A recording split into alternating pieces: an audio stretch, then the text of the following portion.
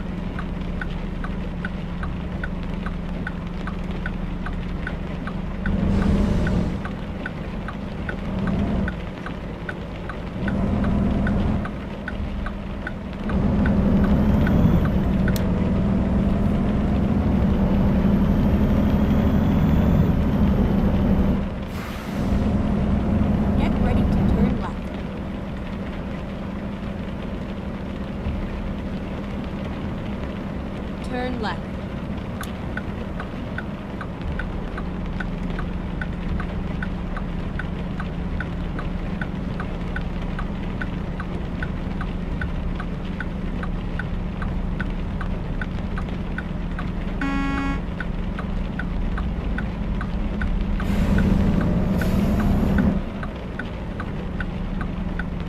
All right, good evening, everyone. This is John Tapp with the Holiday Truck Driving.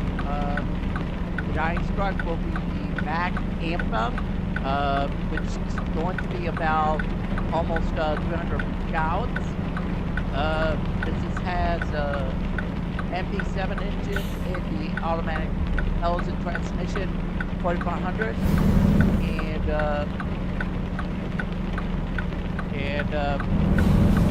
my club members and I had a time at the Christmas party. Keep left. Party today. And then turn left. And Avery Turn missed, left. practice. So Kelly had to break. Finally. We Kelly are had here. to break him. So anyway, so club members, remember Friday is the last day before we have our break. So as we start with Montana, and which is after my birthday tomorrow. So let's go get the waste paper and get moving.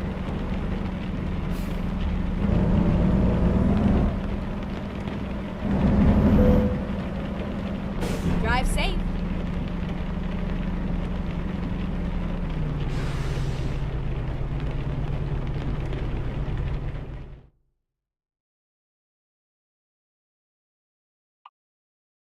There's a direct link between your donation and the stories you hear. Your donation translates into service for the community. Make a donation right now. You can do it online at houstonpublicmedia.org/donate or call 888-909-0887. The cost of coffee is soaring to levels not seen in decades, at least on the futures market. That's after droughts and abnormal weather in coffee-growing countries. So what does that mean for us coffee drinkers? NPR's Alina Selyuk reports. Almost every day, Brian Phillips gets messages from his friends in Brazil who are coffee farmers. They send me pictures of their rain gauges, how much it rained, how much it didn't rain. I called Phillips in Kansas City, Missouri, where he works at Anthem Coffee Imports. It brings in raw coffee beans from about 24 countries, and the biggest one is Brazil. Literally, as we're on the phone, my friend Sergio texted me, "Hey, when you got time for a call, we have to talk about next year." That's because Brazil's coffee harvest is coming in short by as much as a quarter by one assessment. Earlier this year, farmers there faced one of the worst droughts on record. By the time rain fell belatedly, many coffee trees were too weak to produce any fruit. John Cassette is a longtime importer with Royal Coffee in California. And that's going to affect next year's crop pretty significantly. The reason this is a big deal is because Brazil is by far the biggest grower of the most popular coffee bean. And this was the second wave of bad news for coffee after problems in Vietnam, the top grower of the other most popular coffee bean. A drought followed by heavier than usual rains. Scientists say climate change is shifting weather patterns in these regions. And then turn left. And these two beans, you know them. They keep the world caffeinated. Turn Brazil's bean is called Arabica. It has a milder taste and goes into your ground and roast coffee.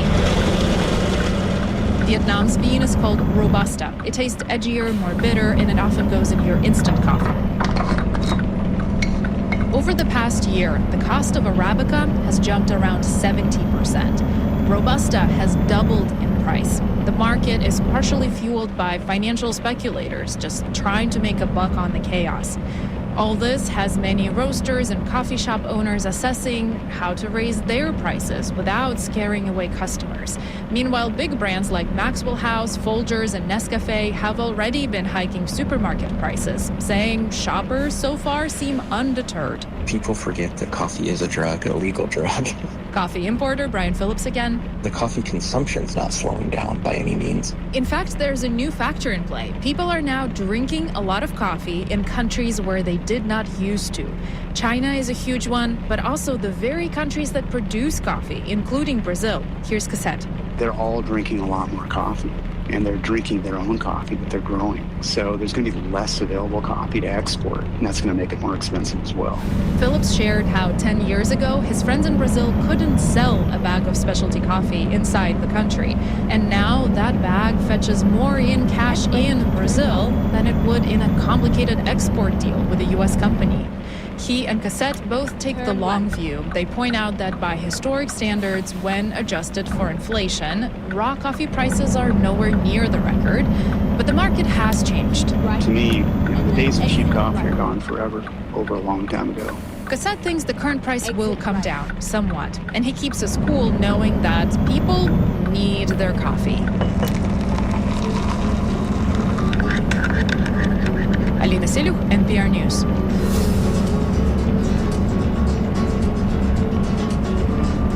At 5:48 on a Wednesday evening, it's All Things Considered on your NPR station, News 87.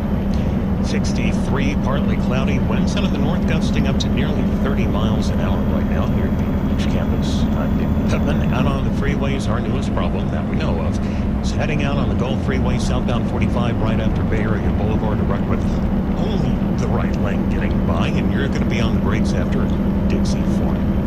Still ahead on the program, the Federal Reserve lowered its benchmark interest rate by a 0.25 percentage point this afternoon, but Fed officials hinted that we may not see as many cuts in 2025, and guess why? We'll have the answer following news from NPR News 88.7's and Thomas. Support comes from Specs Wine, Spirits, and Finer Foods. Texas family-owned and operated since 1962, offering a large selection of wines, spirits, and beers to choose from. Details at specsonline.com. The fun starts here. Support comes from the Houston Zoo, presenting their holiday tradition, Houston Zoo Lights, with the Twinkle Trail, festive photo ops by the Wildlife Tree, holiday cookie decorating, and more. Tickets available at houstonzoo.org. Support comes from EDG Inc., celebrating 42 years as a full-service global engineering and consulting firm with dedication to faith and focus on character. From our offices domestically and worldwide, EDG wishes all a Merry Christmas and blessed New Year. Support comes from Live Nation, presenting Houston's own stand-up comedian, actor, and writer, Shang Wang. Saturday, December 28th at Bayou City Music Center. Tickets available at livenation.com. On the next Fresh Air, if you're one of the over 100 million people in the U.S. on TikTok, that may end on January 19th. A new law is forcing the Beijing-based company to find a non-Chinese buyer for the site or face a ban in the U.S. We look at what this means and if the Supreme Court or Trump could intervene. Join us. It's Fresh Air, 8 o'clock this evening here on News 88.7. We'll have the very latest on the TikTok ban coming up in about 3 minutes. It's 5:50. And you're listening to All Things Considered here on Houston Public Media. I want to remind you that we're trying to raise the money Houston Public Media needs to start 2025 strong. Well, 2025 is almost here. We don't have a lot of time to do it. This campaign, this fundraiser ends tomorrow. So So please make your end-of-year gift right now. Just go to HoustonPublicMedia.org/donate or call 888-909-0887. I'm Laurie Ramirez here with Josh Adams. Yeah, we have 9 minutes left to raise that $460. Let's do this. Woo. We're building momentum, for these shorter fundraisers. We can raise what we need to pay for the journalism and shows that you expect. We can continue to whittle down those campaigns to be shorter and shorter. It only takes a few minutes to make a donation. If you want to do it online, it's easy. Head on over to HoustonPublicMedia.org/donate. It's even easier sometimes if you call 888-909-0887. You know, this holiday season, a gift to Houston Public Media means a stronger local newsroom. Our journalists live here in this region. We care about the Houston community, and we want this region to grow and thrive. Sometimes news outlets send reporters from out of town to cover a story. That's not what we do. Our reporters are right here. Our journalists are part of the fabric of this region. Your holiday gift keeps our local news truly local.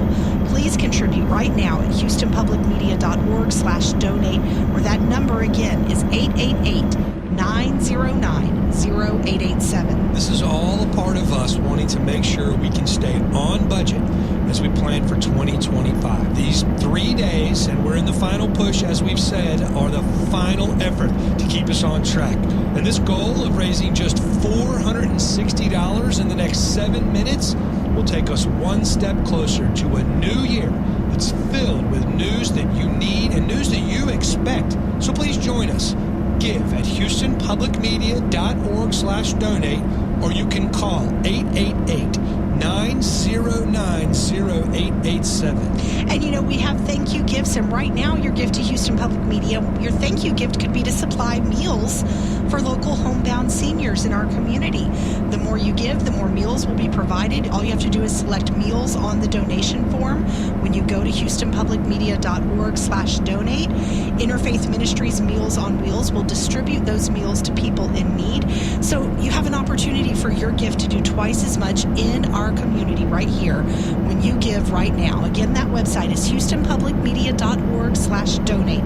You can also tell the operator that you want to select meals as your thank you gift when you call 888-909-0887. This is All Things Considered from NPR News. I'm Ari Shapiro in Washington. And I'm Elsa Chang in Culver City, California. TikTok will be going to the Supreme Court next month. The High Court agreed today to hear arguments over whether a law banning the app is constitutional. NPR's Bobby Allen joins us now to discuss what's at stake for the hit video sharing app. Hey, Bobby. Hey, Elsa. Okay, for people who may not have followed every twist and turn in the story, how did we get to the point where TikTok's whole future in the U.S. may now be decided by the Supreme Court?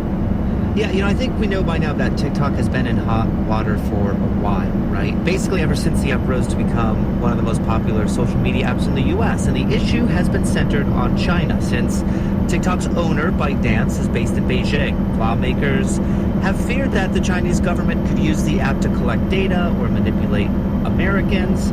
So Congress passed a law in April saying TikTok must split off from ByteDance or be banned nationwide. TikTok sued, saying that would violate the free speech rights of the millions of Americans who use the app, but they lost in court. A federal appeals court earlier this month upheld the law, which wasn't a surprise since federal courts do tend to trust Congress's determinations when it comes to matters of national security. So now we're here, right? TikTok filed an emergency appeal to the Supreme Court just 2 days ago, and now the court has said they will indeed hear the case in early January. Okay, so big fight ahead for TikTok at the Supreme Court. What are some possible outcomes here? Well, the court could overturn the law. TikTok is hoping for that. The Supreme Court could agree with the lower court and say, on balance, actually, walling off Americans from possible Chinese influence is more important than protecting the free speech rights of 170 million American users who are on the app. Now, almost exactly a month from today, on January 19th, this very law, Elsa, is set to take effect. And what would happen if the law is upheld? Yeah, if the law is upheld, Apple and Google will have to remove TikTok from app stores. Oracle, the Texas company that provides web hosting to TikTok, will have to drop the company. The app, wouldn't, just magically disappear from everyone's phone, but it wouldn't be possible to re-download the app, get the app for the first time. And those who do have it, they would notice it's going to get slow and buggy, and eventually it won't be usable at all. One huge wild card in all this, Elsa, is President-elect Donald Trump. Yeah, let's talk about that. How has Trump weighed in on TikTok specifically? Yeah, Trump has really said mixed things on TikTok. Once he said, he has a warm spot in his heart because he thinks that TikTok helped him win the election, helped get young voters out to the polls. But he also has sort of been walking that back recently. In a recent interview, he wouldn't answer directly as to what he would do on TikTok. He could also set the stage for a sale to a non-Chinese company or to a group of investors. We just don't know yet, but what we do know, Elsa, is that Trump has a lot of power over TikTok's future. That is NPR's Bobby Allen. Thank you, Bobby. Thanks, Elsa. You're listening to listener-supported Houston Public Media, and we have about 4 minutes left to raise $460. That'll help us meet our hourly goal. We are running out of time. This is your chance to make a big impact on Houston Public Media's future. Let's do this. Let's reach this goal. I'm Laurie Ramirez here with Josh Adams. You can help us get across this milestone, cross it off the list, count this hour as a success, choose what part of $460 you can help with, and make your gift at houstonpublicmedia.org/donate or call 888-909-0887. The news and information you hear on Houston Public Media wouldn't be possible without listener support. That's you. That's your support.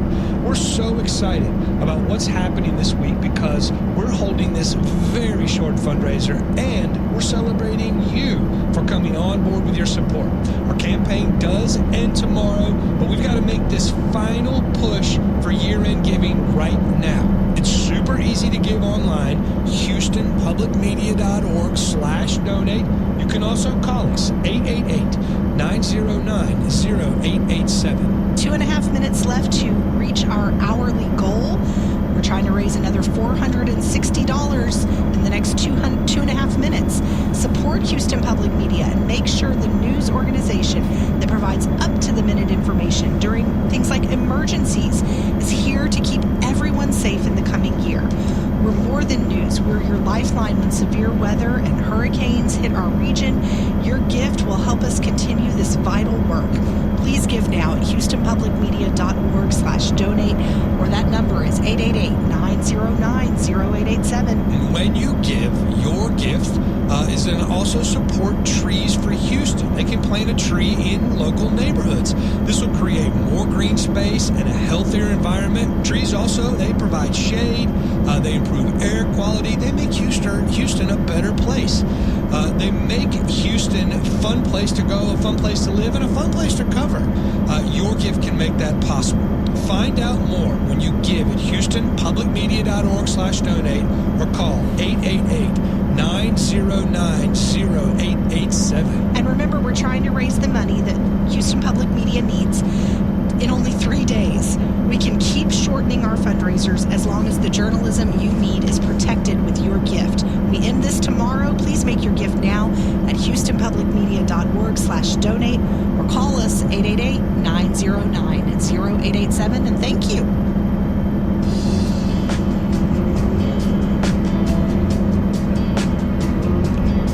We're a minute away from 6 on All Things Considered here on your NPR station, News Hit 87. Support for NPR comes from NPR member stations and from Progressive. Progressive Commercial Insurance protects small businesses from retailers to tradespeople. Progressive covers a variety of business needs with a range of coverages. More information at progressivecommercial.com. From the Kresge Foundation. Established 100 years ago, the Kresge Foundation works to expand equity and opportunity in cities across America. A century of impact, a future of opportunity. More at Kresge.org. And from the William T. Grant Foundation, supporting research to improve the lives of young people, online at WTGrantFoundation.org. Back out to the Gulf Freeway, still have that problem as you head out on southbound 45 right after Bay Area Boulevard, a wreck with only the right lane getting by. We're in for about a 10 to 12, maybe even 15-minute delay from Dixie Farm to NASA Parkway. Donations come in many forms: a monthly membership, a one-time gift, and that extra vehicle you no longer need. We take any kind of vehicle in any condition. Learn more at houstonpublicmedia.org/cars. And thank you. It'll stay breezy overnight. Winds out of the north gusting out to around 25 to 30 miles an hour. Partly cloudy otherwise with a low around 46. Tomorrow sunrise at 7:12. We'll have gradual clearing. Winds die down a bit. We'll get up rather to a high near 63, which is pretty much where we ought to be with the average high of 65. And Friday's high is expected to be 65. By now it's 63 here at the UH campus on your NPR station, KUHF Houston, News 88.7, service of the University of Houston at 6:01.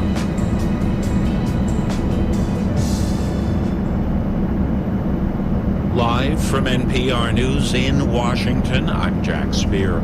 House Speaker Mike Johnson is facing a rebellion from some fellow Republicans over his bill to keep the government funded into the spring. NPR's Barbara Spun explains the bill would avert a government shutdown after funding runs out at the end of the day Friday. After intense pressure from billionaire advisor Elon Musk, President-elect Trump and Vice President-elect J.D. Vance are calling on Republicans to reject the bill. The short-term measure includes over $100 billion towards disaster aid and farm subsidies, among other things. In a statement, Trump and Vance called for a bill they say doesn't include any legislative wins for Democrats. This leaves Republicans scrambling to keep the government open, right as Congress is also prepping to go home for the holidays. Barbara Sprunt, NPR News, the Capitol. The Senate Judiciary Committee is weighing legislation that would put stricter regulations on sports betting in the U.S. NPR's Windsor Johnston reports wagering on sporting events has grown into a more than $10 billion industry since the Supreme Court legalized it in 2018. The use of new technology like smartphones has increased the risk for gambling addiction. Keith White is the executive director of the National Council on Problem Gambling. With the digitization of sports and content, you can now bet 24 hours a day on hundreds, if not thousands, of events per day, and you can do that continuously from your phone. Senate Democrats have introduced legislation that would implement stricter regulations on sports betting, including so-called affordability checks on large wagers and deposit limits. Critics of the measure say it undermines the progress that states have made on regulating betting markets. Windsor Johnston, NPR News, Washington. A group of former students has accused elite universities of secretly favoring applicants who come from wealthy backgrounds. The lawsuit dates back 2 years, but a new motion was filed this week. NPR's Janaki Mehta reports. New details have emerged in an ongoing case that accuses schools of cheating students out of millions of dollars in financial aid over 2 decades. The motion demands $685 million in damages and accuses elite universities, including University of Pennsylvania, Georgetown, and Cornell, of participating in, quote, a price-fixing cartel. The plaintiffs say the universities were meant to use a, quote, need-blind approach to admissions, and that favoring applicants because of their family's donation potential violates the law. The schools deny the allegations and have attempted to get the case dismissed. Janaki Mehta, NPR News. One of the worst days of the year on Wall Street as investors sold off after the interest rate setting Federal Reserve signaled the pace of interest rate cutting in the new year will be slower than previously forecast. Fed cut rates by a quarter point, but signaled only 2 rate cuts are likely next year. The Dow plunged 1,123 points, a drop of more than 2.5%. The NASDAQ fell 3.5% today. You're listening to NPR. Live from News 88.7 in Houston, I'm Matt Thomas. Fort Bend County Commissioners Court unanimously passing a resolution calling upon state lawmakers to ban open carry in libraries. The initial resolution calling for a total ban on guns in libraries sparked heated debate this week. The new resolution marked a compromise. Several members of the public spoke in favor of the gun ban, citing concerns about children's safety. The legislative session starts in mid-January. A record number of travelers are going to pass through Houston's airports over the Christmas holiday. The airport system predicts 3.4 million people will use the airports during the holiday period. And while Bush Intercontinental usually gets the attention, Airport System Director Jim Sesniak touts a new feature at Hobby that will speed things up. We've upgraded all the TSA security lanes there now to the new CT scanners. That's going to really help expedite the travel experience because you don't have to take your laptops out or your liquids out. You'll be able to keep all that stuff in your bag. 63 degrees. I'm Matt Thomas, News 88.7. And this is Houston Public Media. The news headlines you just heard, in fact, everything you hear on All Things Considered, is possible only because listeners make donations to keep it going. This is our final fundraiser of the year, and it's almost over. We're keeping the campaign short, but we can only do that if we're successful in raising the money we need. Please give right now at houstonpublicmedia.org/donate or call 888-909-0887. Josh Adams is here with me. I'm Laurie Ramirez. We're happy to be with you this evening. As Lori said, this campaign is very short. We're trying to wrap it up tomorrow. So, your donation, you're going to be able to give back to an organization that benefits the entire community. Make your tax-deductible gift right now at houstonpublicmedia.org/donate or call 888-909-0887. Support for NPR comes from Google. This year, Google is announcing the breakout searches of 2024 that captured the world's attention and shaped our year in ways we never saw coming. Learn more at g.co/year-in-search. Google, search on. Our newest wreck heading out on Northwest Freeway, westbound 290 at Jones in the left lane, and still have the one southbound 45 Gulf Freeway at Bay Area Boulevard with only the right lane getting by. That's 606. From NPR News, this is All Things Considered. I'm Ari Shapiro in Washington. And I'm Elsa Chang in Culver City, California. The Federal Reserve lowered interest rates this afternoon, but policymakers signaled caution about additional rate cuts next year. That is a sign that inflation has been stickier than many forecasters had expected. It also highlights the uncertainty surrounding the economic policies of the incoming Trump administration. NPR's Scott Horsley joins us now. Hey, Scott. Hi, Elsa. Hi. Okay, so I know this rate cut had been widely telegraphed before today's meeting, but we still saw a big sell-off in the stock market, right? Like, what's going on there? Well, investors liked today's rate cut. What they didn't like was the forecast from Fed officials about what's in store for next year.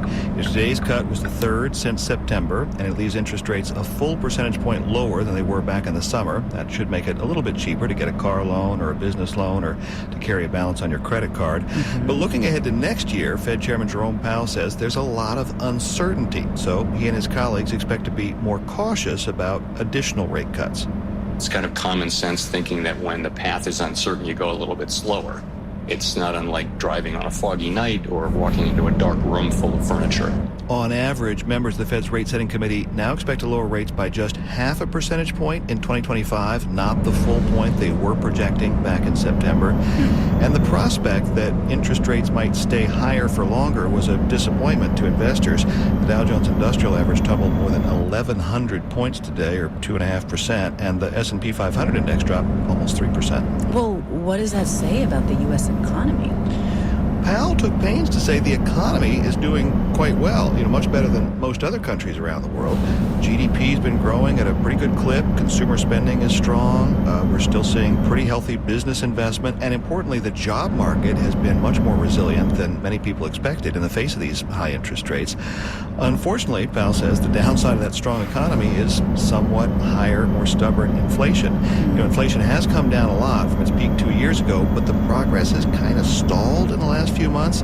The Labor Department's most recent cost of living index showed prices in November were up 2.7% from a year ago, which was actually a slightly larger annual increase than the month before.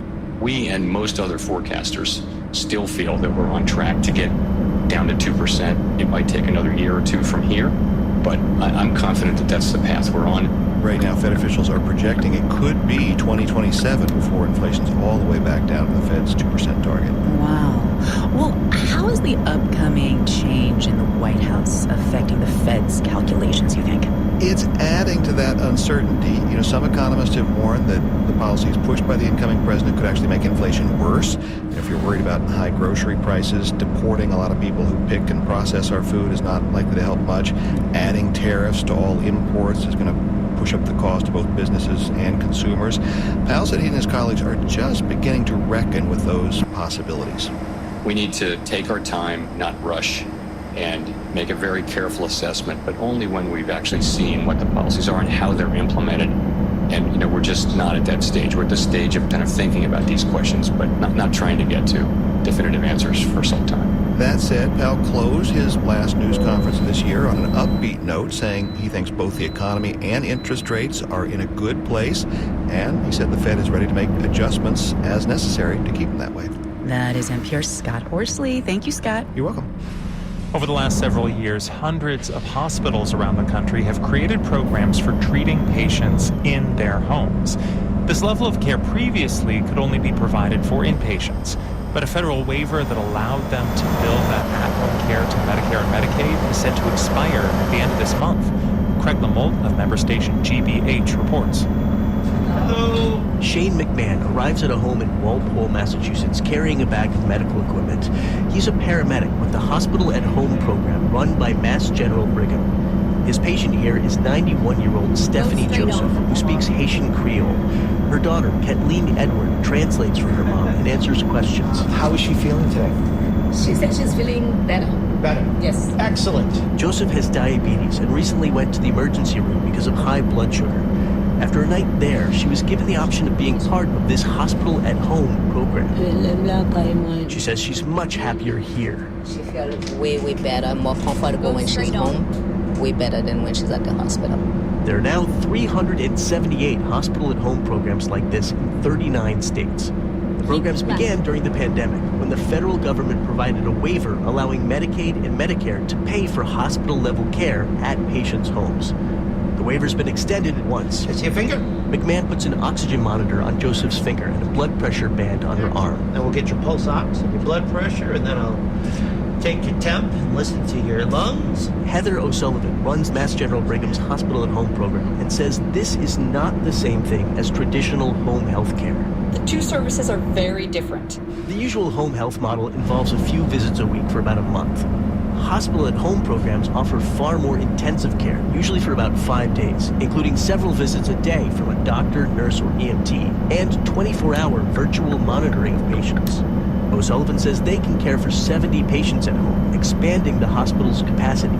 So if you just think about a 70-bed hospital, which is what we operate today, think of what that would look like in a traditional brick and mortar setting. How many floors, how many buildings, the workforce required for that.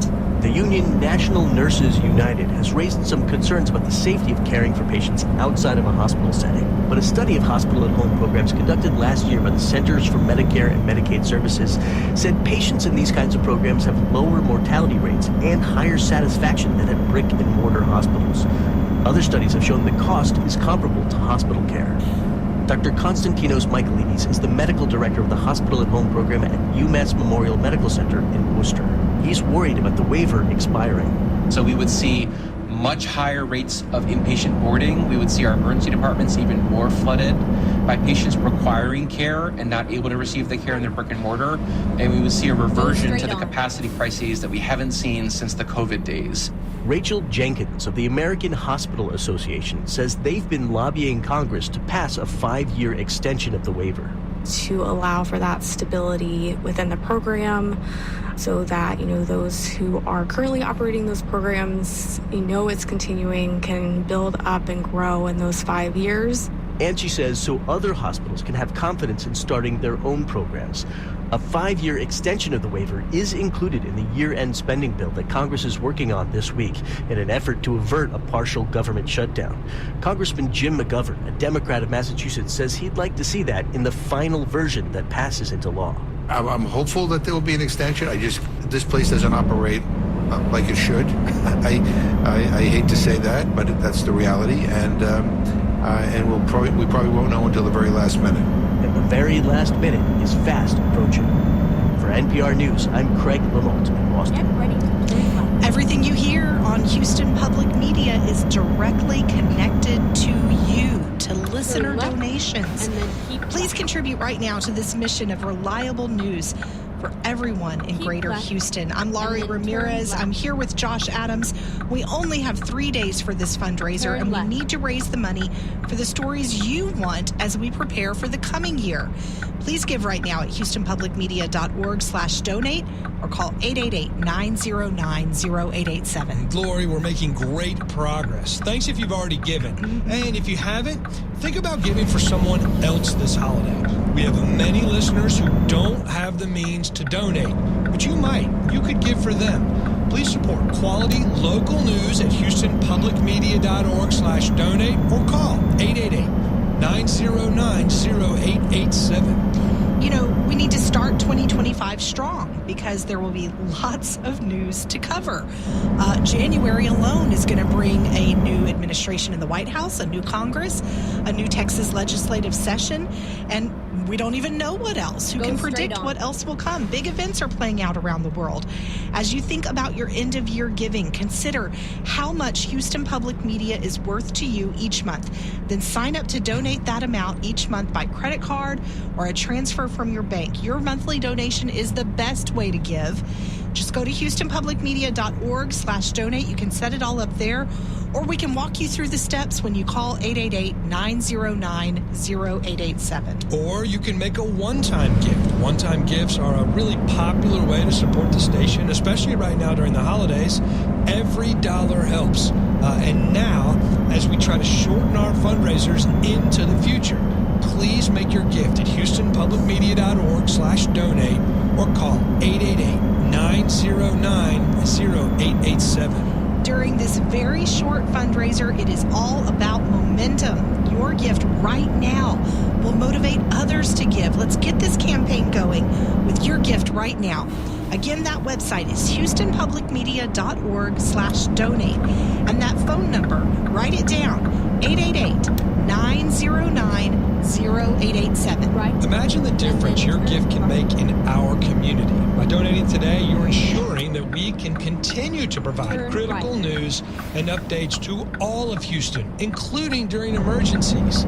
Your donations ensure that we can continue to hold those in power accountable and keep our community well informed. You know, it all comes back to you. And whether you'll take action right now to support the news station that you rely on, it only takes a few minutes to give at HoustonPublicMedia.org/donate or to call 888-909-0887. And we are always looking for ways to serve you bigger and better. And one of the ways we're doing that in the new year is we're increasing our local news coverage next year with the launch of Hello Houston. It's going to be a daily 2-hour show about the top local stories of the day. You're going to hear fun, engaging guests. We're really trying to innovate and find creative ways to engage with you and provide you the news you need. So please make your end-of-year gift now to support the show and all our future endeavors as well. Go to HoustonPublicMedia.org/donate or call 888-909-0887. When you make that gift to Houston Public Media, you're also going to supply meals for local homebound seniors in our community. The more you give, the more meals that will be provided. Select meals on our donation form online, and Interfaith Ministries Meals on Wheels will distribute the meals to people in need. Your gift can do twice as much for our community at HoustonPublicMedia.org. You can also take advantage of the Meals on Wheels partnership by calling 888-909-0887. 62 Fahrenheit, 17 Celsius right now here at the Ridge campus. I'm David Pittman. Out on the freeways, it's a tough evening heading out on the Gulf. Southbound 45, still have that wreck at Bay Area Boulevard. Only one right lane is squeezing by. You're in for about a 45-minute trip from South Sam to Nassau Parkway. And heading out Northwest Freeway, westbound 290 at Jones, a wreck in the left lanes. About a 15-minute trip from Tidwell. Support comes from the Grand 1894 Opera House, presenting Marvelous, an evening with Marilyn May, the singer who has been entertaining audiences for over 8 decades. Saturday, January 4th at 8 p.m. More at thegrand.com. Support also comes from members like you and from John Moore, helping with plumbing, electrical, and air conditioning repairs, including out-of-warranty units since 1965. Details at 730-2525 or online at johnmooreservices.com. And from Texas Mutual Insurance Company, a workers' comp carrier dedicated to handling claims proactively, to help injured employees get back on the job and policyholders get back to business. More at texasmutual.com/claims. It'll be breezy and chilly overnight with a low around 45. Gradual clearing during the day tomorrow with high near 63. Sunny on Friday with high near 65. Again, right now, it is 62 here at the UH campus at 620. Support for NPR comes from members like you and from Capital One, offering their premium travel card, Venture X. What's in your wallet? Terms apply. Details at CapitalOne.com. And from Procter & Gamble, maker of Nervive. Nervive Nerve Relief is designed to reduce occasional nerve aches, weakness, and discomfort in hands or feet due to aging. Learn more at NerviveHealth.com. This is All Things Considered from NPR News. I'm Elsa Chang. And I'm Ari Shapiro. U.S. oil and gas production has hit record levels in recent years, and the U.S. is now the world's biggest exporter of liquefied natural gas. The natural gas industry has plans for more expansion, and President-elect Donald Trump campaigned on boosting fossil fuel production. But this week, the Biden administration issued a stark warning against exporting more natural gas, finding it could raise American energy bills. Hallie Parker's been reporting on this from member station WWNO in New Orleans. Hi. Hey, Ari. Tell us more about this warning from the Biden administration. What does it say? Yeah, first a little context. So earlier this year, the Biden administration actually paused new permits to export LNG. That's liquefied natural gas, or gas that's been super cooled for shipping. And the Department of Energy had said it needed to research the impacts on the economy and the climate. And that study is now out. And it actually found if the U.S. boosts its natural gas exports without restrictions, it could lead to higher gas and electricity bills, worsen inflation, and drive up U.S. carbon emissions. And it was sort of surprising to hear just how blunt Energy Secretary Jennifer Granholm was when she spoke to reporters, saying more expansion isn't sustainable. Further increasing exports, unconstrained, would surely generate more wealth for the LNG industry. But American consumers and communities and our climate would pay the price. On top of that, the study found the U.S. is already exporting enough LNG to meet global gas demand, and then some. So the need isn't really there, and more fossil fuel production would worsen climate change. You're in New Orleans, and this is a big deal on the Gulf Coast. That's where most of these LNG plants are being built and proposed. How is the study being received? So the Center for LNG, it's this big industry group, they said that thought that the study actually supported the expansion. They felt the secretary mischaracterized the results and is still looking forward to working with the Trump administration to fully unlock U.S. LNG moving forward, something that state and local leaders on the Gulf Coast have welcomed. But the response from people who live around these LNG plants has been mixed. This area is already a hot spot for the oil and gas industry and petrochemical pollution. You know, community advocates here actually really pushed for this study to even happen. Rashida Ozane lives in southwest Louisiana, and she said it really just affirmed what her community had already been saying, that these plants could worsen air pollution and make them more vulnerable to climate change. My children who face health issues should not have to bear the burden of decisions that prioritize corporate profit over our health and safety. She and other advocates say this study, while not binding, gives them ground to challenge this expansion, especially because the Trump administration plans to approve new LNG projects as soon as they enter office. Well, it's not binding, so how much of an impact does this have on the Trump administration when they take office next month? The Department of Energy is supposed to use this study to inform whether it will authorize each new export permit, but how seriously the Trump administration will take this study remains to be seen. And many economists say the market for LNG is already saturated, so it could end up being the market and not any administration that decides how much this industry can expand. Hallie Parker of WWNO, thank you. Thank you. You're listening to All Things Considered on Houston Public Media. I'm Laurie Ramirez. You want less on-air fundraising. So this campaign just began and it's already almost over. The quicker we're able to raise the money we need, the shorter our fundraisers can be. So please make your donation now. Go to HoustonPublicMedia.org/donate or or call 888-909-0887. I'm here in the studio with Josh Adams this evening. Your contribution to Houston Public Media supports an organization that gives back to the entire community. We research important stories. We provide vital information to you and your neighbors. We keep you safe during emergencies and dangerous weather. Your gift supports all of that. Your gift means we can continue to take care of our community. Please give at HoustonPublicMedia.org/donate or call 888-909-0887. You know, we bring you trusted news, but it really goes beyond that. We also introduce you to other people in the community that you never would have met otherwise. And we offer a space to talk about difficult topics in a respectful way. And our reporting helps inform you so that you can make decisions based on your values. There isn't a whole lot of time to give during this campaign, and we really want to start 2025 on budget. So please give right now at HoustonPublicMedia.org/donate or call us. That number is 888-909-0887. Give monthly or make a one-time gift. Donate based on what you heard in 2024. Maybe $50 for stories about the public school system, $20 for an interview you heard with your favorite author, maybe $200 for election coverage.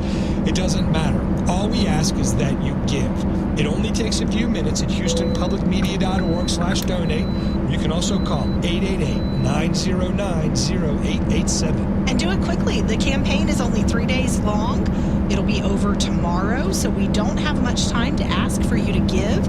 The faster we can raise the money we need to pay for the journalism you expect, the more successful our campaigns will be. And that means the stronger the news is for you.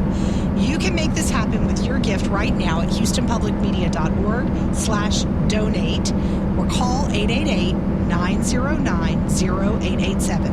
A lot of people say $10 a month works well as a brand new donor. Your monthly gift is a way to give back to the community throughout the year because you'll be supporting journalism that makes a difference no matter when you listen. Sign up to become a monthly donor at HoustonPublicMedia.org/donate or you can call 888-909-0887. And your support helps us maintain that crucial balance of funding that keeps Houston Public Media a vibrant, reliable, and independent station. You know, a whopping 80% of our budget comes from people right here in this community. About 10% comes from the Corporation for Public Broadcasting. Another 10% comes from various other little revenue streams that all add up. But 80% comes from folks like you who give. Make your gift right now at HoustonPublicMedia.org/donate or call 888-909-0887. Because we're donor supported, Houston Public Media is accessible to everyone. We don't have a paywall. Our mission is to provide important information to everyone, free of charge, no matter their ability to donate. You get this service because your community makes it available. That's why it's so important to give if you are in a position to give. Reporting on Greater Houston, it is difficult work. It is nuanced. It has context. But we do it because it's what's right for the community. But with your help, we can do it for all and for the greater good. Please give at HoustonPublicMedia.org/donate or call 888-909-0887. And we're trying to raise all the money we need in less than half the time. So we want to keep these campaigns short, but we can only do that if the campaign is successful. That means if you give, you'll make a huge difference with your gift right now at HoustonPublicMedia.org/donate. Or again, that number to call is 888-909-0887. With your gift right now, Trees for Houston can plant trees in our neighborhoods. This will create more green space and a healthier environment. Trees also provide shade and improved air quality, make Greater Houston an even better place to live with your gift. Find out more when you give at HoustonPublicMedia.org/donate or call 888-909-0887. Support comes from members like you and from Steinway Piano Gallery of Houston, helping families across Houston invest in the gift of music, and the Steinway brand by supporting cultural education and the piano arts for over 30 years. More information at steinwaypianos.com. From Signify Business Cash by Wells Fargo. With this business credit card, cardholders can earn rewards on business purchases with no caps or categories to track. Learn more at wellsfargo.com/Signify. Terms apply. And from the Houston Symphony, presenting Handel's Messiah, a holiday tradition featuring world-renowned vocal soloists and the Houston Symphony Chorus. This Friday through Sunday at Jones Hall. Tickets and more information at houstonsymphony.org. Still have wrecked southbound 45 at Bay Area Boulevard down to one right lane, and westbound 290 Northwest Freeway. The wreck at Jones has been moved to the right shoulder. It's 6:30. Marketplace is supported by the John Templeton Foundation, funding interdisciplinary research and catalyzing conversations to inspire awe and wonder. Learn more at templeton.org. Lest you think that running this economy is easy. It's not unlike driving on a foggy night or walking into a dark room full of furniture. Happy Fed Day, everybody. From American Public Media, this is Marketplace.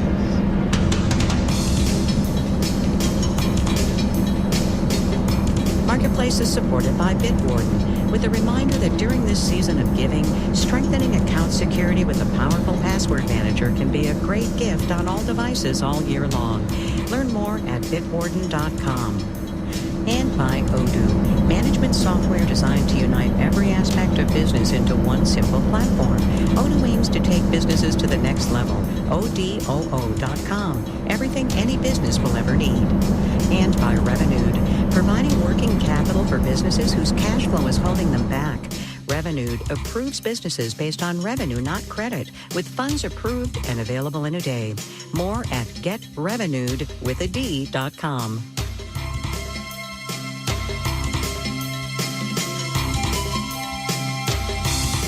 In Los Angeles, I'm Kai Rizdal. It is Wednesday today, the 18th of December. Good as always to have you along, everybody. What is the first thing you think of when you hear the guy most responsible for running the American economy say this?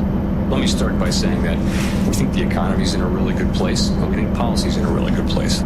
If you're a regular consumer of economic news, you might think, yeah, the economy's okay. Inflation's still a tad hot and prices are higher, but generally, good. If you are a Wall Street consumer of economic news, though, clearly this is the end of the world because Powell also said this. 2 cuts next year compared to 4 in September. That is, back in September, with inflation a tad less sticky than it is now, guesses among the members of the Federal Reserve was that they would cut interest rates 4 times next year. Now, with the aforementioned stickiness holding inflation higher than the Fed and the rest of us want it to be, the central bank is banking on just 2 cuts next year. I think that the slower pace of cuts for next year really reflects both the higher inflation readings we've had this year and the expectation that inflation will be higher. 2.5% is where the Fed thinks inflation is going to be come the end of next year. Cue the market sell-off. It is almost a footnote to point out, I guess, that they did cut interest rates today, another 0.25 percentage point, the 3rd cut this year.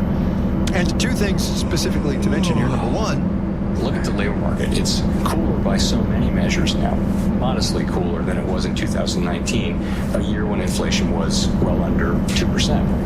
So it's not a source of inflationary pressures. Not to say there aren't regional and particular professions where labor is tight, but overall, you're not getting inflationary impulses of any significance from the labor market. And number 2, and related. The story is still just we're unwinding from these large shocks that the economy got in 2021 and 22. Which is kind of amazing because it's been like 3 years, Wall Street on this Fed day, everything was fine until Jay Powell started talking. We'll have the details when we do the numbers.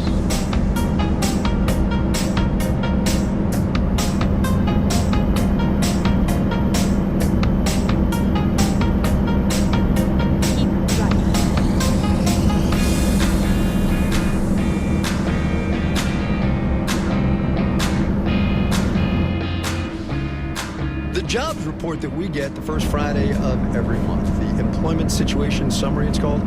That's the official name. It tells us where the labor market in this country was the month prior. Less remarked upon is another data set the Bureau of Labor Statistics puts out. It's called the Occupational Employment Projections, and it's done annually with a window 10 years into the future. In its most recent edition, out this past summer, the Department of Labor says the top growing occupations, that is, those with most new jobs being created, include home health aide, software developer, cook, and registered nurse. The fastest growing occupations, that's by percent increase in jobs, include solar and wind turbine technicians, nurse practitioner, and data scientist. Marketplace's Mitchell Hartman explains what's driving job growth and loss, and not to be forgotten, how much trust we really ought to put in labor market predictions a whole decade out. The folks at Portland State University's Career Center really want to know what the BLS's hot jobs of the future are. I am Giovanna DeFalco, Employer Relations Manager. Marissa Miller, I'm the Internship Coordinator. Their students' career ideas range from clearly defined to impressionistic at best, says Miller. For some people, it is a job title. For some people, it is, well, this is a thing that I learned in class this week that I didn't know was a possibility. That's what I'm interested in today. Turn right. DeFalco says to point students down plausible career paths, data like this, it is helpful to have an idea of where the labor market might go, where demand is going to be. Demographics are one structural factor shaping future labor market demand. Michael Wolf is in charge of employment projections at BLS. He says healthcare will be the fastest growing occupational sector, driven by the needs of aging baby boomers. Meanwhile, the older generation of carpenters, welders, machinists, and the like are aging out of manufacturing and construction. Those skilled trades, they may not be growing rapidly, but if a lot of the workers are retiring, it can still be creating a whole lot of opportunities for new workers. There's less opportunity in K-12 education as the birth rate and school-age population fall. Wolf says the other big driver of job change is new technology, renewable energy and EVs, robots, and artificial intelligence, causing job loss and growth. Computer mathematical are the second fastest growing occupational group. A lot of that is being driven by big data. And the flip side? The fastest declines, office and administrative clerical type workers, primarily being impacted by automation. There's already evidence of technological unemployment as AI is rolled out in marketing and back office operations, says economist Joe Brusuelas at consulting firm RSM. You can see in places like finance, sophisticated technologies being deployed, causing very talented, very expensive white-collar workers to have problems finding employment. Meanwhile, he says lower-skilled office workers are looking more and more like the telephone operators of a past generation. I think the population most at risk are women 25 to 54 with less than 2 years of education. Those jobs are just going to be automated out of existence. I will rant for just a minute here. Peter Capelli directs the Center for Human Resources at the Wharton School. These forecasts on technology have been spectacularly wrong. Remember driverless cars? By 2019, the prediction was that truck drivers would be obsolete. BLS now predicts there'll be 200,000 more of them by 2033. The reason that they're always spectacularly wrong is that they're driven by people who are building the technology, telling you what is possible. They're not telling you what is practical. Capelli isn't a big fan of making job projections for a decade in the future either. Forecasts stopped working out very well about 50 years ago, and we really, really want to have them. It's hard to get people to accept the fact that maybe you got to just deal with a lot of uncertainty. At Portland State's Career Center, the BLS's long-term job predictions are treated like general directions on a map, says Director Greg Flores. He offers an example. 10 years ago, BLS listed cartographer among the fastest-growing occupations. Flores hasn't sent a lot of students down that specific career path, but the skill behind that cartography is a program called ArcGIS, and there are lots of jobs that use it, but the job title isn't what the projection said it was going to be. Flores says it's most important to focus on skills and interests that will help a student develop in their career 10 years down the road. I'm Mitchell Hartman for Marketplace.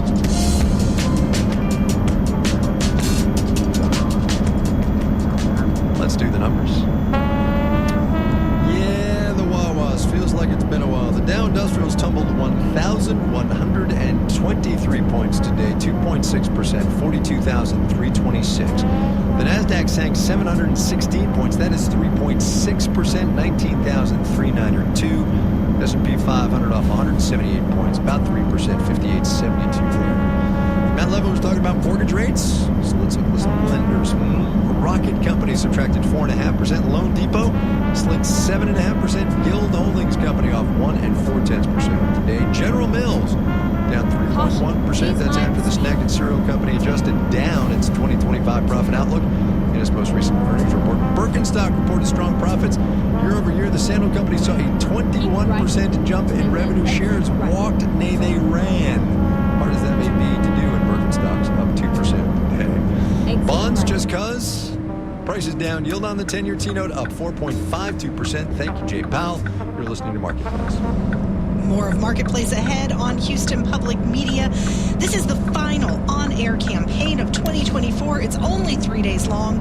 Give now to vote for shorter fundraisers and make sure this journalism continues into 2025. Go to HoustonPublicMedia.org/donate or call 888-909-0887. I'm Laurie Ramirez here with Josh Adams. This is our last opportunity to raise the money we need to pay for the political analysis, the intimate conversations, the in-depth investigations well into 2025. Your gift is an investment in the journalism you're going to need in the coming months. A gift right now is a gift to your future self. Please make your tax-deductible gift at HoustonPublicMedia.org/donate or call 888-909-0887. Maybe you're not very good at buying gifts for yourself. Well, it's the season of holiday giving, and know that your donation right now can support someone else's listening, someone else who can't make a donation at this time. Make sure those around you are informed by giving a generous contribution at HoustonPublicMedia.org/donate or call 888-909-0887. Together, we can give Greater Houston a bigger voice. Important changes are happening in this community, and the world needs to know about them. Your support means we can continue to provide in-depth coverage of local issues and make sure people around the country know how great this city is. Support a strong local newsroom. That's what we are, local news. You can do that support with a gift to Houston Public Media at our website, HoustonPublicMedia.org/donate, or you can call 888-909-0887. This holiday season, give the gift of insightful journalism. Information that's all about the facts. You'll be providing reliable information to everyone in our community. Donate now, and you will help us reach more people who need news that makes them think, feel, and take action. Just go to HoustonPublicMedia.org/donate or call 888-909-0887. The best way to give is to give monthly. Choose an amount to give each month, and no matter when you listen, you'll be a part of independent news, and that's for the entire community. Monthly giving is a simple act, but it means so much. Please make a monthly gift at HoustonPublicMedia.org/donate, or you can call 888-909-0887. And we don't expect any one person or a small group of people to support the station all by themselves. We all do it together. Josh gives, I give, you give. We all contribute. Make your first ever gift now if you haven't done so. Pick an amount that fits your budget and do your part to keep the news coverage strong in 2025.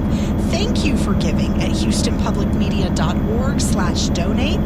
We'll also take your donation when you call. We'll help you set it up when you call 888-909-0887. There is a direct link between your donation to this news organization and the stories that you hear.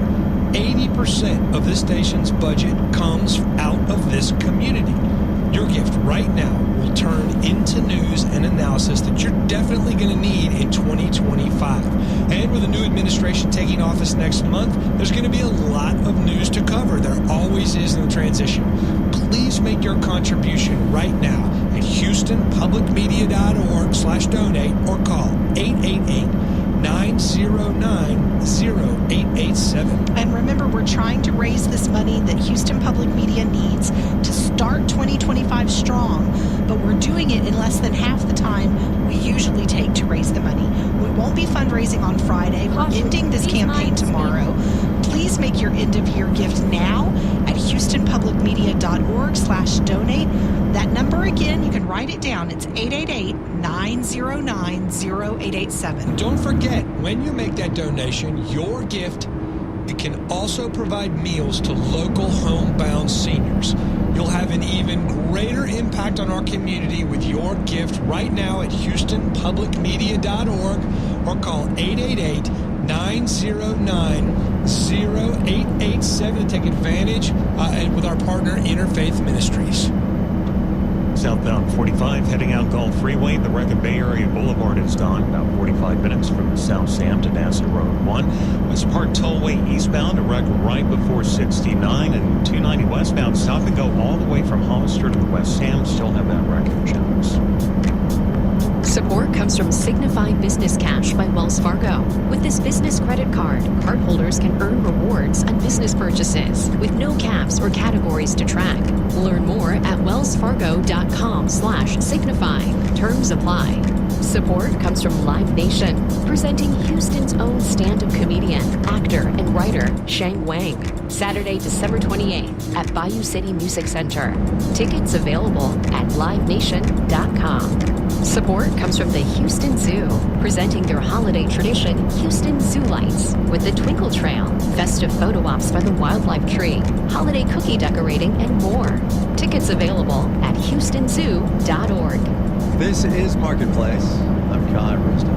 We've been talking a whole lot about the bond market on the program this week, which is mostly a way to talk about interest rates, the cost of borrowing money. The Federal Reserve, as we said up at the top of the program, just cut that cost by 1/4 percentage point, but it has become clear, since Election Day mostly, that rates might not fall much farther given the possibility of new tariffs, more tax cuts, mass deportations, and the higher inflation those policies are likely to trigger. And if interest rates don't fall, or if they go up, businesses are going to have to figure out how to deal with higher for longer interest rates. So Marketplace's Justin Ho called a couple of those businesses to see how they're getting ready. One sector that's really sensitive to interest rates is construction. John Kirk, the founder of the Lightpath Company, an apartment construction firm in New Braunfels, Texas, says even though rates have started to come down, they're still too high for a lot of construction projects to make economic sense. So that's why you're not going to see a huge, robust pipeline of supply, hitting the market again. Kirk says he and other developers still have to make money, but if rates stay elevated throughout the next 12 months, he says they are going to be pretty choosy. When it comes to site selection and what deals do they believe in and how do you raise capital and really get it across the finish line to start construction. Even though interest rates have been slowly coming down, there are plenty of commercial borrowers that are about to get hit with much higher rates. Dominic Miarton, CEO of American Pride Bank in Macon, Georgia, says that's because they're sitting on loans they took out a few years ago, back when rates were really low. And if those loans were originated with 3 to 5 year terms, then those loans are maturing right about now. Miarton says that means those borrowers are likely going to scale back their plans, maybe cancel a new project or new hiring. So there's a chilling effect. Even though the rates have come down recently, they're still much higher than they were 3 or 4 or 5 years ago. High rates also have an indirect impact on industries that rely on consumer spending. Spiro Papadopoulos, CEO of Schlau Restaurant Group, says when car loans and credit cards and mortgages are expensive, it affects the restaurant business earlier than it would something that is less able to be cut out. Like, for instance, gas or groceries. Papadopoulos says he made plenty of changes to his restaurants while interest rates and inflation were even higher. He modified his menus to keep quality high but prices reasonable. Think chicken instead of veal, or featuring family-style meals instead of individual entrees. Really just trying to offer more value during that period of time and amping up the experience, the hospitality. Papadopoulos says even if interest rates fall more slowly next year, his restaurants are still in a position to give consumers what they want. I'm Justin Ho for Marketplace. Caution, please mind the speed limit.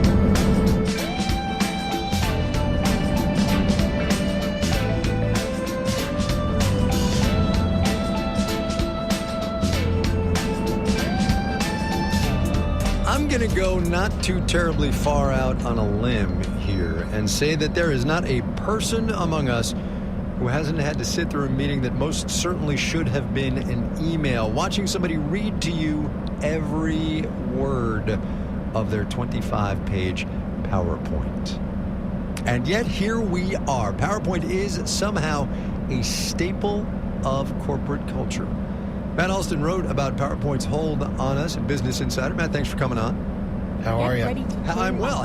But I've been to too many PowerPoint presentations. How did it come to pass that we are now living in the tyranny of PowerPoint? Turn left. It is a software that for, I think, almost 30 years has come with every personal home computer and every business computer. It's become the standard mode of person-made presentation. Any single person has a software that makes it very easy for them to create 6, 8, or sometimes 40, 50 slide presentation. It was designed to get rid of presentation jitters, and instead it's just sort of made bloated presenters of us all. Yeah, I get the jitters thing because it kind of does make sense. But look, one hates to give Jeff Bezos and Elon Musk and bajillionaires too much credit for anything right now, but it does seem that they're onto something in trying to get rid of PowerPoint as a kind of a crutch, right?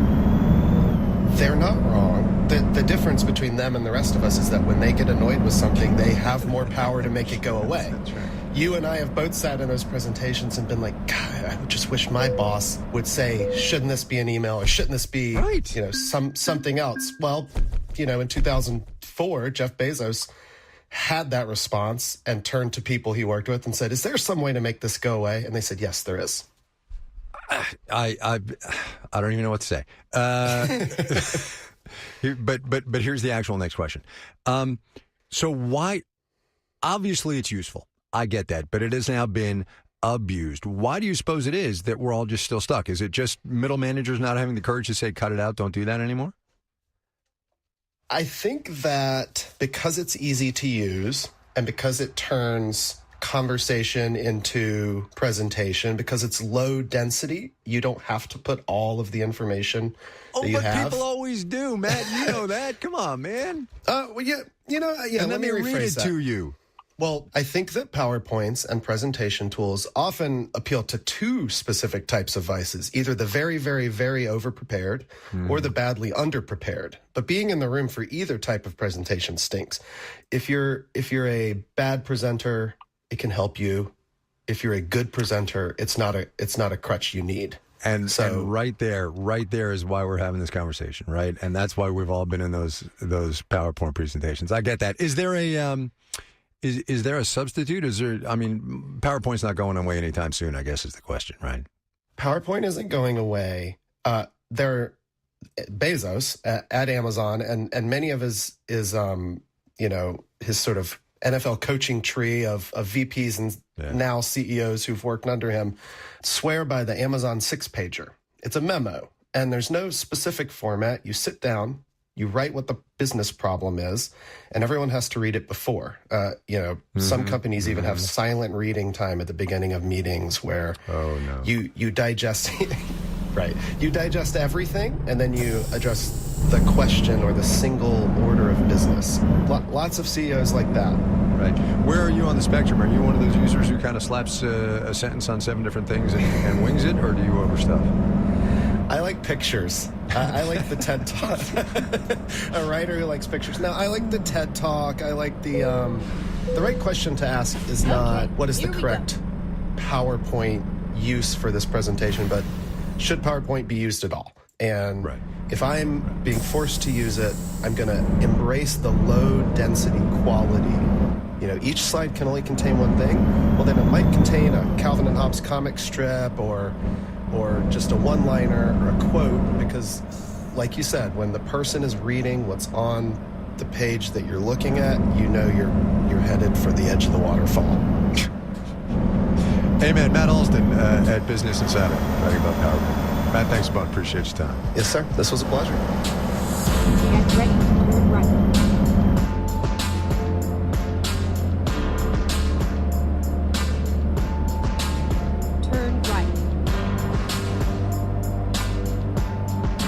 service is supported by Total Wine and More, helping shoppers find gifts for everyone on their holiday list, including a single barrel bourbon for Dad. Curbside pickup and delivery offered in most areas. TotalWine.com. Drink responsibly. B21. And by Fortune, dedicated to empowering leaders to make intelligent business decisions and delivering unbiased reporting since 1929. Subscription options, email newsletters, and more available at Fortune.com. Just final note on the way out today, one last item from Chair Powell's press conference in which the lines are best read between. Neil Irwin from Axios asking the question. Do you see any value or benefits in the U.S. government building a reserve of Bitcoin?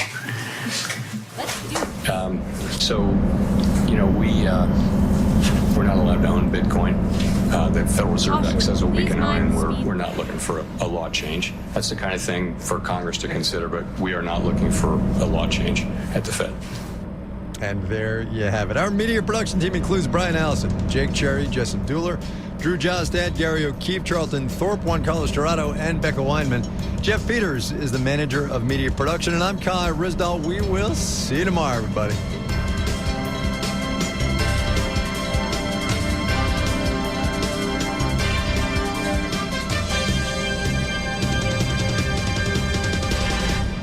This is APM. Thank you for listening to Houston Public Media. This is a unique, trusted, and innovative news organization, and you hear details about local events, and we take you to places far away. You trust what you hear, so please make an important gift right now to strengthen the impact that this journalism has on your life. I'm Laurie Ramirez here with Josh Adams, and we're asking you to give right now at HoustonPublicMedia.org/donate. Call 888-909-0887. Yeah, we cut this fundraiser down to just 3 days because, hey, we know that's what you want. But we still have to raise the money that it's going to take for Houston Public Media to continue the quality, trusted news that you expect well into 2025. This is about making our budget. Please give now because this campaign is going to be over super soon. Right. This time tomorrow, we're going to be wrapping up. We won't be fundraising like this on Friday. Just go to HoustonPublicMedia.org/donate or give us a call, 888-909-0887. And the holiday season is a great time to give back to the community. You know, your gift benefits Greater Houston by making sure everyone around you gets to hear those local stories, voices, the solutions to the challenges that the Houston region faces. Your gift right now, this December, helps others learn about our region and about the world. When you make a contribution, you make a difference. Go to HoustonPublicMedia.org/donate or call 888-909-0887. You make a difference, as Lori said, and you are the reason Houston Public Media exists. You're also the biggest source of funding for this amazing independent service. About 80% of Houston Public Media's budget comes from this community. We draw it out of the community every single year. That includes people who say, I value Houston Public Media, so I am going to chip in some money to keep it going. If that sounds like something you say, if that sounds like how you feel, then please consider giving right now. You can do it at HoustonPublicMedia.org/donate, or you can call us 888-909-0887. And when you support Houston Public Media, it's clear that you believe a strong, robust news service is vital in this community. If you give, say, $100 a month or more, you'll be part of our studio society, and you show that you want to protect unbiased views and you want to counter misinformation for everyone in the community. So learn more about all the perks of our studio society, and you can give at HoustonPublicMedia.org/donate, or again, call us 888-909-0887. Remember, we're trying to raise all the money we need in half the time. We want to keep these campaigns short, but we can only do that when we're successful. You'll make a huge difference with your gift at HoustonPublicMedia.org/donate, or you can call us 888-909-0887. Thank you for listening to Houston Public Media and for supporting us. We're a minute away from 7 o'clock on a Wednesday evening on your NPR station, News 88.7. Final look at the drive home, West Park Tollway eastbound. As far as we can tell, they have cleared the wreck right before 69. You're going to be solid from Fontaine for a while. Southbound 45 Gulf Freeway, that's still unwinding from Scarsdale for the earlier wreck at Bay Area Boulevard. And 290 westbound, the wreck at Jones is gone, but now we have one before that at the West Sam. Between now and sunrise at 7:12, it'll be partly cloudy and a bit breezy and a bit chilly as well. Low around 45, pretty much where we ought to be. Gradual clearing, winds calming down tomorrow with high near 63.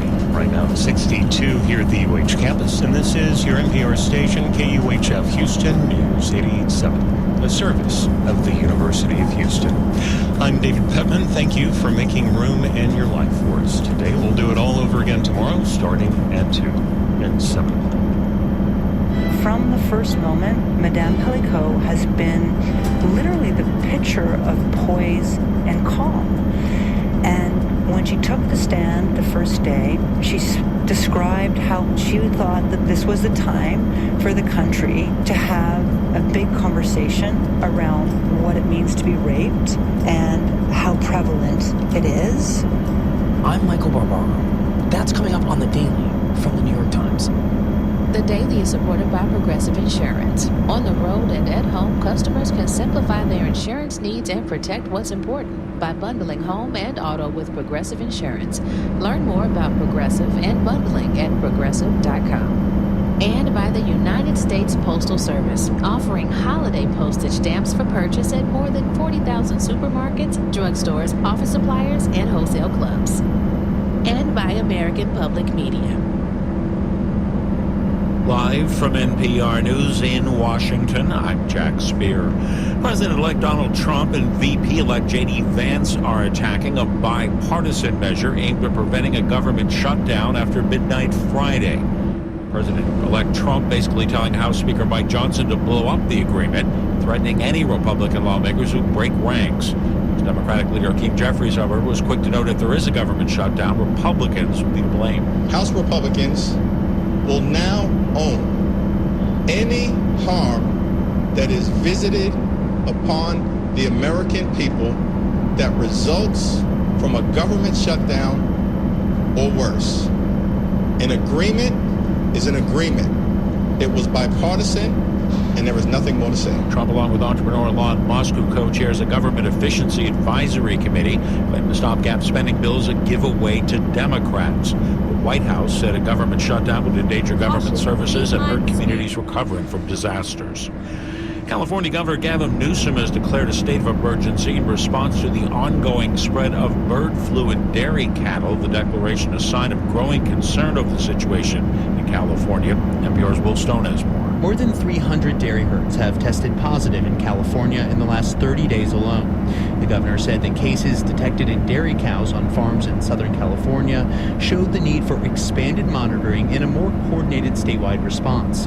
There's no evidence of ongoing human-to-human spread in California or the rest of the country, but scientists warn that uncontrolled spread in dairy cattle heightens the risk of spillover into humans, which could give the virus a chance to acquire dangerous mutations. The state of emergency in California comes on the heels of another worrying development, the first severe illness in a U.S. resident linked to bird flu.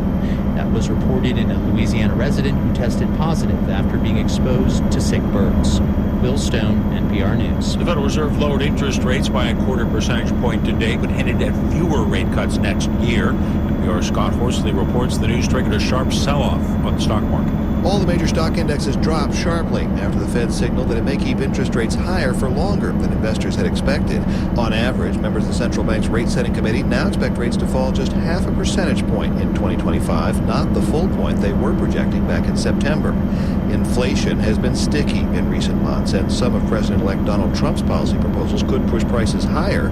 Given that, Fed Chairman Jerome Powell says it makes sense to proceed with caution. It's not unlike driving on a foggy night or walking into a dark room full of furniture. Powell says the U.S. economy continues to perform well, giving the Fed more latitude to take its time.